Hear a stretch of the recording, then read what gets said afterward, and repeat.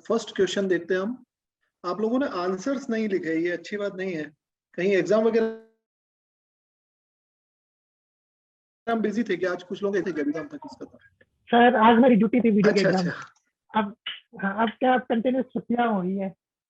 अब क्या, अब तो मैं खुद भी छुट्टियां ले रहा हूँ सर हाँ, एग्जाम कुछ से। दिन छुट्टी ले लेनी चाहिए, सही बात पहले तो विंटर वेकेशन है, फिर एग्जाम पे छुट्टियां लूंगा, तो अब यही काम रहेगा। है। कौन सा आंसर नहीं लिखने का?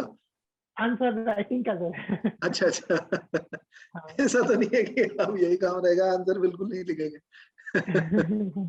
अच्छा अच्छा, चलिए। कहीं टेस्ट सीरीज वगैरह ज्वाइन की हुई है बाकी मेंबर्स ने भी? ऑलरेडी कहीं टेस्ट सीरीज कर रहे हैं? ये सर मैं कर रहा हूँ। ओके। क्या हमारी क्लास अटेंड करने के बाद, ये सेशंस अटेंड करने के बाद कुछ इम्प्रूवमेंट्स दिखे आपको वहां पर क्वेश्चन सोल्व करने में, इन चीजों में? कुछ इकोनॉमी में मुझे कुछ बेनिफिट हुआ। ओके, ओवरऑल मतलब मैं सब्जेक्ट वाइज बात नहीं कर रहा हूँ, बट एक अंडरस्टैंडिंग जो होती है क्वेश्चन की डिमांड की, I am talking about that, कि उस चीज को अब थोड़ा बेटर एनालाइज कर पा रहे हैं कि हाँ, हम अब समझ पाते हैं कि क्या पूछा जा रहा है, हम में आंसर का जो सीक्वेंस है वो क्या रखना था। आई होप ये चेंजेस हाँ आपको दिखने चाहिए। हाँ। चलिए, सो हम फर्स्ट क्वेश्चन से स्टार्ट करते हैं। इसकी डिमांड हमें समझ में आती है। ये क्या है? Ramping down the human activity during the pandemic, मानव गतिविधियों का मंद हो जाना पर्यावरण पर एक सकारात्मक प्रभाव रहा, विश्लेषण करें। यहाँ पर एनालाइज जो लिखा है, इस एनालाइज का रीजन ये है विश्लेषण करने का कि क्या ये वास्तव में एक सकारात्मक प्रभाव है, इसका आपको विश्लेषण करना है।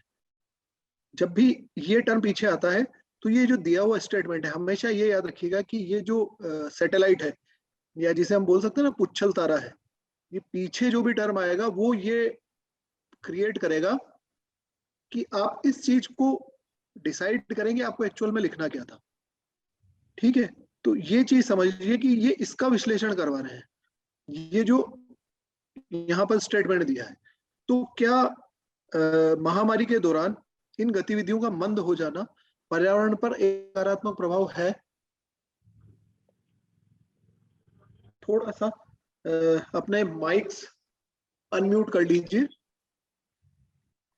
क्या ये एक सकारात्मक प्रभाव था? जी सर, एनवायरनमेंट के हाँ हिसाब से सर, बहुत ज्यादा। है ना, पर्यावरण के हिसाब से ये एक सकारात्मक प्रभाव था। जी पर सर।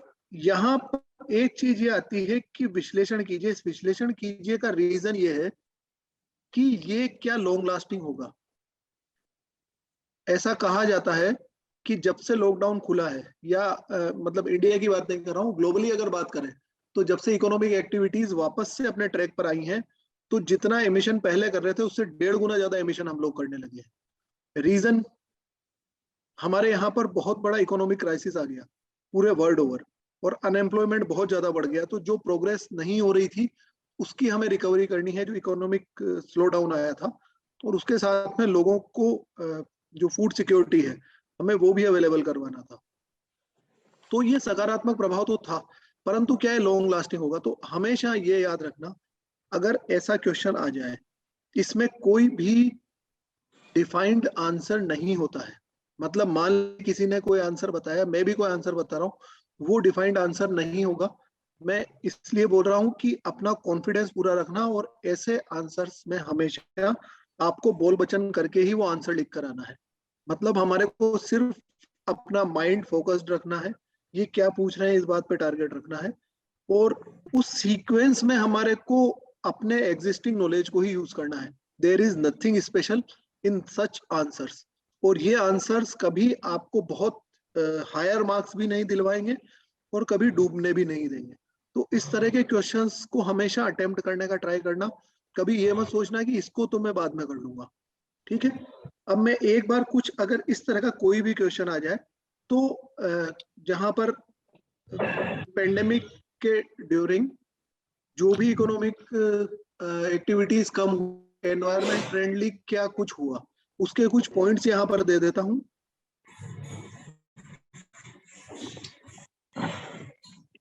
फॉसिल इंडस्ट्री जो है, फॉसिल फ्यूल समझते हैं ना, हिंदी में इसको बोलते हैं जीवाश्म ईंधन, जिसमें अपने पेट्रोल डीजल ये सब आते हैं।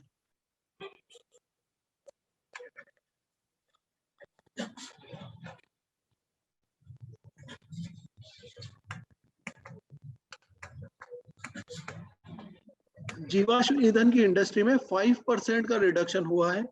सफर का नाम सुना है? System of air quality and weather forecasting and research, ये एयर क्वालिटी बताता है।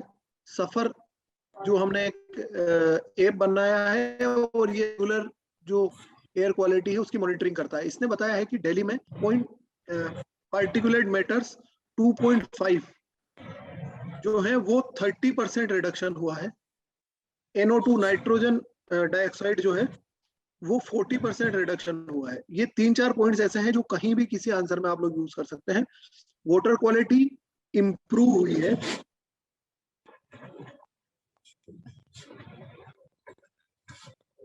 वाटर क्वालिटी में इंप्रूवमेंट हुआ है। उसका फर्स्ट रीजन है इंडस्ट्रियल वेस्ट जो हो रहा था, वो इंडस्ट्री एक्टिविटीज कम होने की वजह से वो कम हुआ है, और डिमांड ऑफ वाटर इंडस्ट्रीज में कम हुई है। इसकी वजह से वाटर क्वालिटी इंप्रूव हुई है, क्योंकि ज्यादा पानी का कंजप्शन इंडस्ट्रीज नहीं कर रही है, तो अच्छे पानी की उपलब्धता, जो पोर्टेबल वाटर है उसकी उपलब्धता बढ़ी है। और nature and wild life replenishment या इनका पुनर्जीवन हुआ है, या फिर से इनमें पुनर्निर्माण की क्रियाएं हुई है। बट अब इस आंसर को जहां पर इन्होंने ये पूछा है, इसका एनालाइज कीजिए, इसको विश्लेषण कीजिए। ये लॉन्ग लास्टिंग नहीं होगा, ये याद रखना, ये इम्पैक्ट्स, और ये इम्पैक्ट्स लॉन्ग लास्टिंग नहीं है। इनके अकॉर्डिंग फिर क्या चेंज करना होगा, दैट इज लाइक कि जो बिहेवियरल चेंजेस हैं वो चेंजेस हमें अडॉप्ट करने होंगे। वर्क फ्रॉम होम, घर से काम करने की जो परंपरा स्टार्ट हुई है,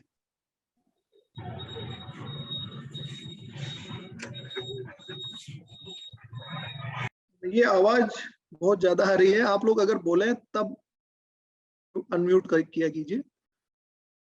इंटरनलाइज एनवायरमेंटल कंसर्न्स, जो पर्यावरण से संबंधित जो मुद्दे हैं उनको हम जो भी नीतियां बनाएं, जो भी पॉलिसीज बनाएं, उन पॉलिसीज में इनको इंटरनलाइज किया जाए, इनको कंसिडर करके नीतियां बनाई जाए। क्लीनर एनर्जी की तरफ बढ़ा जाए, जो क्लीन एनर्जी है उसकी तरफ बढ़ा जाए।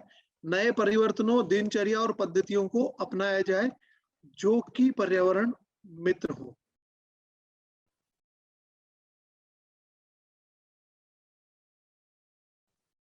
ठीक है, क्लीन एनर्जी में clear? एनर्जी, सॉरी, हाँ, क्लीन एनर्जी में सभी तरह की आएंगी। रिन्यूएबल, हाँ, रिन्यूएबल।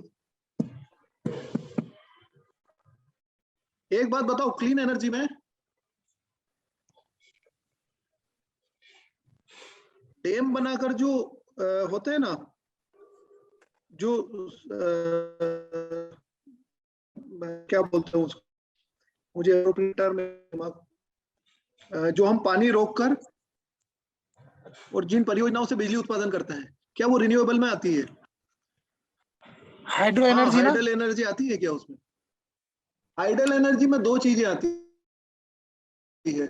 अगर समुद्र के तट पर आपने टरबाइन लगाया है और नेचुरल फ्लो से अगर वो हो रही है, और एक दूसरा आता है हमने डैम बनाया है, जो नॉर्थ इंडिया में होगा वो साउथ इंडिया में नहीं होता मोस्टली। तो जो डैम बनाकर जो एनर्जी, वो रिन्यूएबल में नहीं आती है, याद रखना। और ये चीज कभी भी मत लिखना, वो हमेशा पर्यावरण के अगेंस्ट है, क्योंकि वो नेचुरल इकोसिस्टम जो है उसको हार्म पहुंचाती है, वो उसमें नहीं आती है, एनवायरमेंट फ्रेंडली प्रैक्टिसेस में नहीं आती है। ठीक है, ओके सर, ओके, चलिए, ये यहाँ तक क्लियर है। ये एक ऐसा क्वेश्चन था जो हमें अटेम्प्ट करना है, और ऐसे क्वेश्चंस को हमें छोड़कर नहीं आना है। ठीक है, मैं इसीलिए बोल रहा हूँ आप बार बार राइटिंग प्रैक्टिस पर आइए, ताकि आपको धीरे धीरे इनको अटेम्प्ट करने की हैबिट बनेगी। चलिए नेक्स्ट क्वेश्चन पर आते हैं। जापानी